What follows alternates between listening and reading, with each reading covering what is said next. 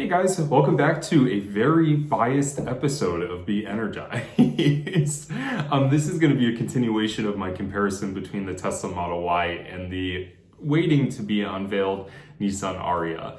If you're new to my channel, definitely consider subscribing. Welcome. If you aren't new to my channel, I definitely appreciate the support and you guys returning to Be Energized. Thank you so much. But anyways, let's get into what my personal opinion is between the Model Y and the Nissan Ariya. Okay. So I'm going to kind of break this down based on what I discussed in my previous video, the different categories like dimension, technology, pricing, battery, range, stuff like that. So for the first part, I want to talk about dimensions. I have seen the Model Y in person. I have not driven the Model Y yet. If you're watching this video and you're in the Cleveland area and you have a Model Y, please reach out to me because I would love to do a video with your car and just kind of get a good hands-on experience with the Model Y because I'm definitely interested in that vehicle. But I've seen the Model Y in person and I see what it has to offer. It's very similar in terms of design, like very similar to the Model 3. Obviously, it's higher up. The front seats are actually on stilts, so you can actually sit up more like an SUV and you can see over the front of the vehicle. I really love the high roof line. I'm 6'1", it helps me with headroom, and I love the panoramic sunroof that Tesla adds to their vehicles. It just literally opens up the entire interior. So for me, it really actually helps being so tall and being comfortable in a car.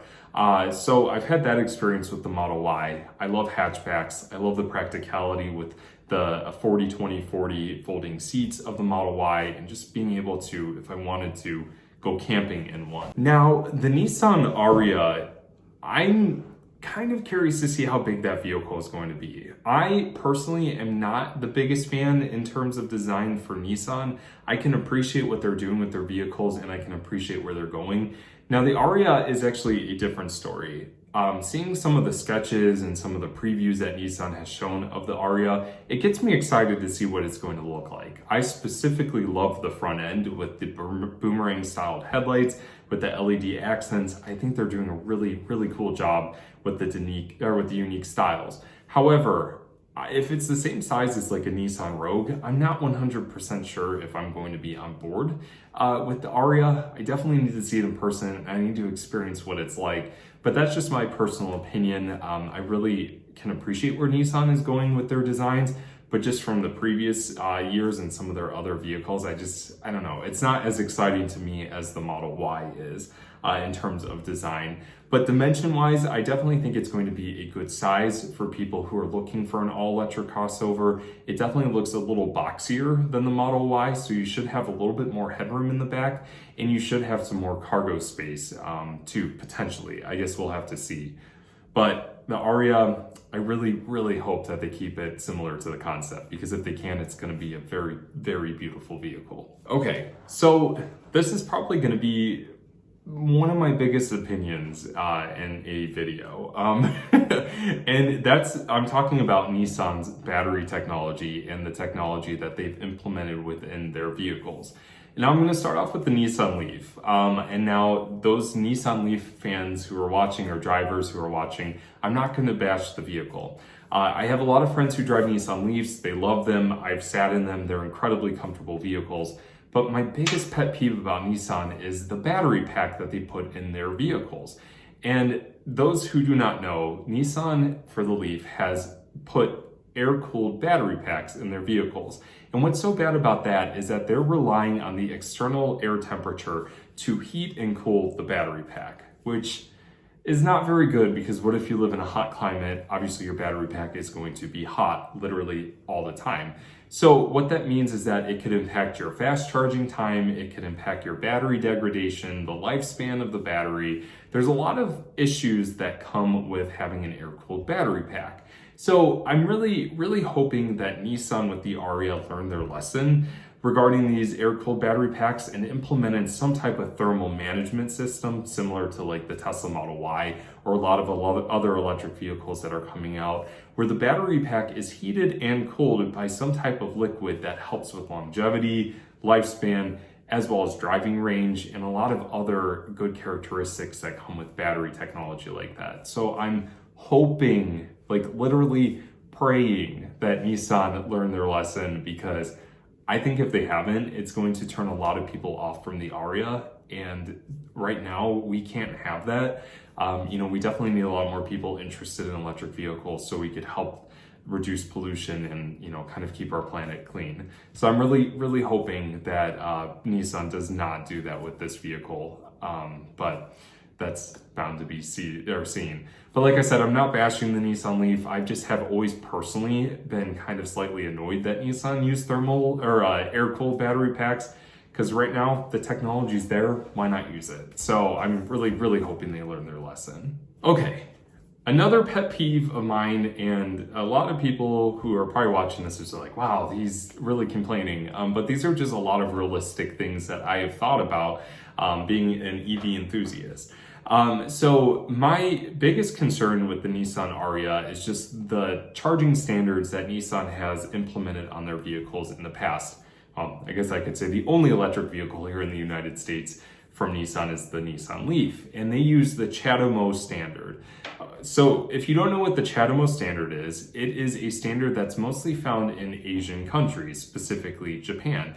And this charging standard is implemented on a ton of different electric vehicles. Well, here in the United States, a lot of vehicles offer standard the CCS charging standard. And now, if you're trying to wrap your head around this is kind of where I think EV adaptation kind of gets a slowdown, because there's so many different standards that you have to learn about. I definitely think I will produce a video about that. But with that being said, here in the United States, it's actually way more common to find the CCS charging standard versus the CHAdeMO. And now some charging stations offer both the CCS and the CHAdeMO. However, a lot of charging stations offer only one CHAdeMO out of 7 CCS chargers. So I genuinely hope that Nissan gets away from the CHAdeMO, or if they offer the Ariya on a global level, they keep the CHAdeMO for, like over in Japan and possibly Europe. But I definitely think Europe is going towards the CCS charging standard. And then here in the United States, the CHAdeMO just kind of is what it is. I don't necessarily think that they will, just because they've been so loyal to that standard, but I'm really hoping that it does not offer that. And I genuinely hope too that the Nissan Ariya offers more than 100 kilowatts fast charging. I'm hoping more for like 125, 150, but we'll have to see, because I think if it offers anything lower than that, it's not going to be competitive with some of the other electric crossovers that are coming out. Obviously, with the Model Y, you have the supercharger network. It can charge up to 1,000 miles per hour of charge, or 250 plus kilowatts. So I just genuinely hope that Nissan learned their lesson from the Leaf and they are learning to improve the Ariya. But we'll find out next week, so I guess we'll see. And now my last opinion is regarding some of the semi-autonomous features that the Model Y and the Ariya has to offer. And now I'm just going to be totally honest with you. I've actually never experienced Nissan ProPilot, so I can't necessarily give my take on what the system has to offer. From what I've heard it's a great system. Nissan did a really good job with the safety features and the semi-autonomous driving features that you can find on the new Nissan Leaf. So if the ProPilot 2.0 is that but improved, it's going to be a very good system. Hopefully I get a chance to drive the Ariya when it comes out, or a Nissan Leaf with ProPilot, just to experience that. So I have had a chance to experience the Tesla Autopilot. I actually got a chance to experience Autopilot when it had originally came out, and that was a total disaster, because I thought you could just throw your hands up and let the car do its own thing. It wasn't like that back in 2015. It was not like that. It's getting there, but it's not like that, or it wasn't like that.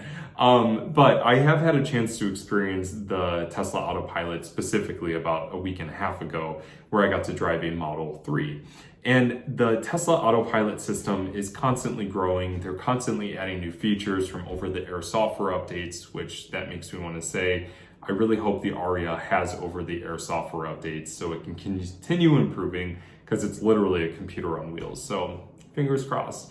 But anyways, the Tesla Autopilot is just so impressive with the lane changing, the adaptive cruise control, how it can sense different vehicles around it, even people, stop signs, stoplights. It's a great system, and honestly, I've trusted it for many years. When I worked for Tesla, going on long distance road trips was a breeze because of it. It was just very, very nice. So it's going to be kind of curious. I'm going to be curious to see what it's like comparing the ProPilot and the Autopilot systems to each other. But we'll have to wait to see what the ProPilot 2.0 has to offer next week, because it's going to be really cool if Nissan can incorporate some really cool semi-autonomous driving features. So if you made it this far, I'm proud of you. I'm sure most people have clicked away because they're like, wow, he's really complaining. But honestly, I've done a lot of thinking with my previous videos, and quite honestly, I just genuinely want to be myself with you guys and be honest, but I also want to create content that's going to be unbiased and a way for you guys to learn about electric vehicles, and then have a separate take of how I feel about whatever car I'm talking about or whatever technology I'm talking about. I think it's important to have those conversations and just kind of have like the honest opinion, because truthfully, that's how I feel about the Tesla Model Y and Nissan's products that they're coming out with.